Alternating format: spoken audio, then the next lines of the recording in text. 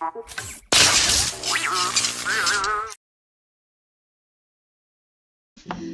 Assalamualaikum warahmatullahi wabarakatuh. Halo semuanya, perkenalkan. Maaf, kembali lagi sama saya. Pastikan udah kenal sama saya ya. Jadi kembali lagi bersama saya, Kistia Sabrina. Saya dari Fakultas Sains dan Teknologi, Prodi Sistem Informasi, Universitas Pancasakti Bekasi. Nah, baik adanya saya di sini, saya kembali untuk menjelaskan tugas akhir semester atau biasa disebut dengan UAS ya. Di sini UAS algoritma yang sudah diberikan kepada saya dengan tugas yaitu saya diberikan tugas yaitu bubble sort. Nah, seperti biasa di sini saya juga memakai bahasa pemrograman C++ ya. Nah, sebelum memulai seperti biasa juga saya akan menjelaskan sedikit tentang apa itu bubble sort. Oh ya, sebelumnya di tugas sebelumnya ini kan saya mungkin sudah menjelaskan tentang bubble sort ya. Dan mungkin di sini saya juga akan kembali menjelaskannya, dan juga sebelumnya saya akan menjelaskan dulu apa itu sorting. Nah, sorting itu adalah proses pengurutan data baik dari nilai tertinggi maupun dari nilai terendah. Nah, ataupun sebaliknya ya. Dan juga ada banyak algoritma populer untuk mengurutkan data seperti bubble sort, selection sort, quick sort, insertion sort, dan merge sort. Nah, di sini kan ada beberapa tadi ya untuk mengurutkan datanya. Nah, di sini saya ditugaskan untuk memakai bubble sort dari nilai terendah ke nilai tertinggi. Nah, sebelum memulai juga saya akan menjelaskan terlebih dahulu apa sih bubble sort itu. Nah, bubble sort itu metode pengurutan algoritma dengan cara melakukan penukaran data secara terus-menerus sampai bisa dipastikan dalam suatu iterasi tertentu dan tidak ada lagi perubahan ataupun penukaran. Nah, algoritma ini menggunakan perbandingan dalam operasi antar elemennya. Oke? Nah, mungkin itu tadi penjelasan tentang sorting dan bubble sort. Nah, selanjutnya di sini saya akan menjelaskan tentang codingan yang sudah saya buat di sini ya. Oke, baik. Pertama-tama di sini tak lupa ya, selalu saya tambahkan include IOStream. Gunanya include IOStream ini karena include IOStream ini merupakan library di bahasa pemrograman C++ ya. Jadi kalau misalnya kita mau bikin sebuah program atau codingan di C++ ini, sudah dipastikan kita harus memakai include IOStream seperti itu. Dan tak lupa juga di sini using namespace std. Guna itu supaya kita nanti ke bawahnya tidak perlu pakai std lagi, jadi otomatis seperti itu. Nah, baik. Selanjutnya di sini ada integer main. Nah, ini di sini kan sudah saya buat integer main ini ya. Nah, gunanya itu untuk apa sih? Nah, gunanya itu untuk menuliskan sebuah program kita seperti itu. Nah, selanjutnya di bawah ini saya sudah tambahkan variabel-variabel untuk dideklarasikan. Yaitu pertama di sini ada integer bertipekan array dengan maksimal di dalamnya ini 100. Jadi untuk array nanti atau untuk angka nilai nanti saya maksimalkan 100 seperti itu. Nah, lalu itu di sini selanjutnya ada n. Nah, gunanya n ini apa sih? Nah, gunanya n ini nanti akan digunakan untuk menentukan berapa sih jumlah array yang mau kita masukkan seperti itu. Nah, lalu di sini ada integer i. Integer ini berguna untuk looping pertama dan juga integer j ini untuk looping kedua. Karena di bawah sort ini kan nanti kita akan menggunakan nested for. Jadi looping di dalam looping, jadi ada dua looping seperti itu. Dan juga kita menggunakan satu variabel di sini temp atau temporary ya. Nah, ini tuh temporary ini bisa dibilang itu adalah sebuah variabel kosong yang nantinya itu akan berguna untuk penempatan sementara sebuah variabel seperti itu.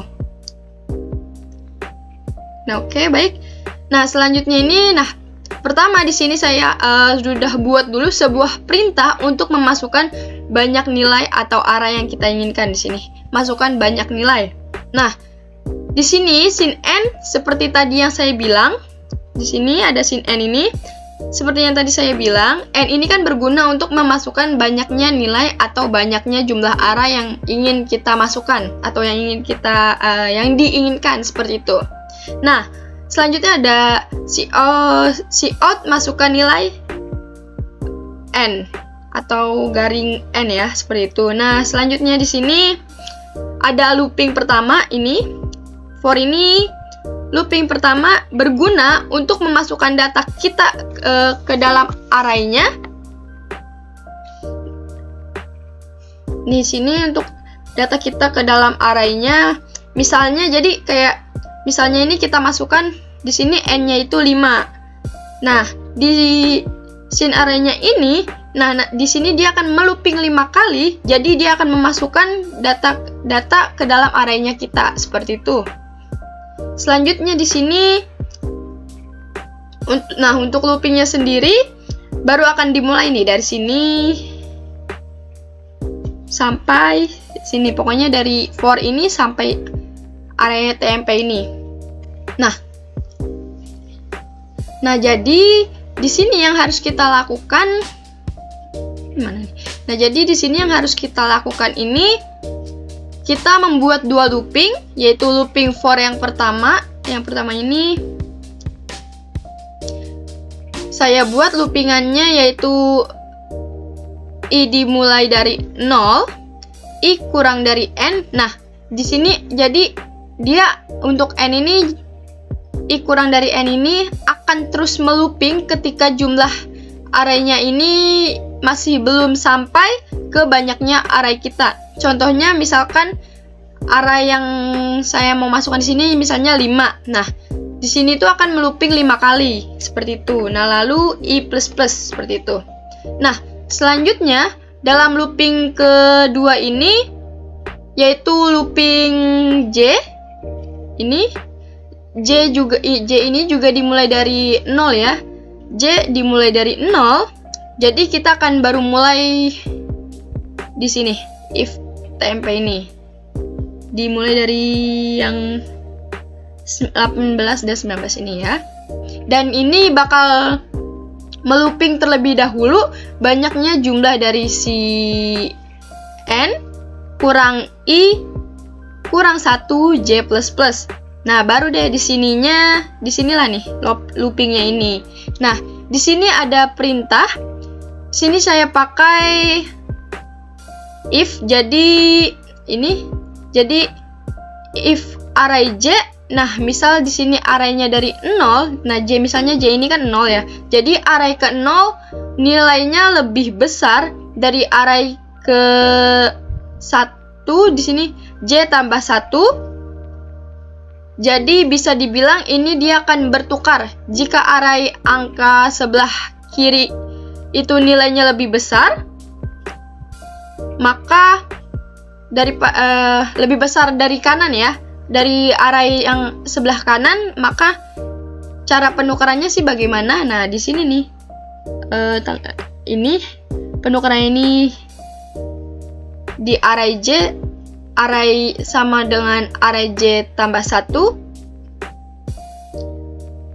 Oh ya, di sini untuk temporary array j. Jadi di sini kita akan gunakan sebuah temporary. Ini adalah sebuah variabel kosong yang nantinya akan menempatkan nilai sementara. Jadi misalnya di sini kita punya dua variabel nih. Nah, variabel j ini kan variabel j tambah 1, variabel j sama j tambah 1 kan. Jadi bisa dibilang bisa dibilang pertama variabel yang di atas sebelah kiri akan masuk dulu ke temporary yang nantinya dia akan mempunyai nilai array j seperti itu. Seperti ini ya, temporary sama dengan array j. Nah, selanjutnya lalu nilai array j ini akan digantikan nantinya dengan nilainya dengan array j plus 1. Yang artinya ini nilainya j ini sama dengan array j plus 1. Nah, ini kan belum bertukar. Jadi supaya bertukar, yang tadinya nilai array J ini sudah dimasukkan ke temporary, itu dimasukkan ke dalam array J plus 1 ini. Nah, di sini array J plus 1 sama dengan temporary, yang artinya nanti secara logika itu data kan sebelah kiri akan bertukar ke sebelah kanan ya. Jadi, sebelah kiri dimasukkan ke temporary, nah sebelah kanan masuk ke kiri, temporary masuk ke kanan, seperti itu ya. Jadi istilahnya itu ya bakal bertukar. Nah, di sini dia ini kan akan terus lakukan itu sampai si angkanya ini berurutan 1 sampai 5 seperti itu. Jadi dari yang terkecil sampai yang terbesar. Nah, baik. Selanjutnya ini ada cout, hasil penukaran nilai terkecil dan terbesar. Nah, di sini ada cout terakhir, yaitu hasil dengan perintah hasil pengurutan nilai terkecil ke terbesar sebagai berikut. Nah, digunakan untuk menampilkan kira-kira angkanya itu tuh sudah urut atau belum sih, seperti itu. Nah, jika sudah membuat semuanya ini, jika sudah selesai, maka mari kita coba untuk di compile and run apakah program kita benar atau salahnya.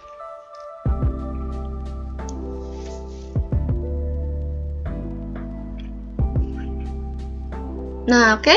Ternyata sudah benar. Nah, di sini kan keluar ya. Untuk outputnya masukkan banyak nilai. Seperti yang output di sini ya, masukkan banyak nilai. Nah, misal di sini saya akan masukkan banyak nilainya 7 deh. Saya masukkan 7. Nah, masukkan nilainya. Misalnya yang pertama saya kasih nilai 78. Lalu 60, 85, 90, jangan deh, 85, 70, 98, lalu 65, dan 73. Nah, kita lihat nih, apakah hasilnya bakalan urut atau tidak. Nah, misalnya jika urut dari yang terkecil dan terbesar, berarti program yang saya buat ini benar adanya atau sudah benar ya, seperti itu. Oke, kita enter. Nah, hasil pengurutan nilai terkecil ke terbesar sebagai berikut, yaitu 60, 65, 70, 73, 78, 85, dan 98. Nah, jadi untuk program yang saya buat ini tentang bubble sort dari nilai terkecil ke terbesar ini benar ya, atau bisa dibilang bisa untuk dilakukan run. Jadi mungkin itu saja yang dapat saya jelaskan dari tugas bubble sort ini. Nah, mungkin dari saya banyak kurangnya karena saya juga di sini masih memahami tentang codingan-codingan yang saya pelajari, dan juga yang saya buat video yang saat ini saya buat merupakan bukti untuk saya sudah mengerjakan UAS yang telah diberikan oleh dosen saya. Mungkin itu saja yang dapat saya jelaskan dan sampaikan. Mohon maaf jika ada yang kurang ataupun kata-kata saya kurang jelas. Balik lagi ke yang pertama, yaitu di sini saya juga belajar ya. Nah, mungkin itu saja. Terima kasih sudah meluangkan waktunya untuk menonton sampai akhir. Mohon maaf. Wassalamualaikum warahmatullahi wabarakatuh. Terima kasih.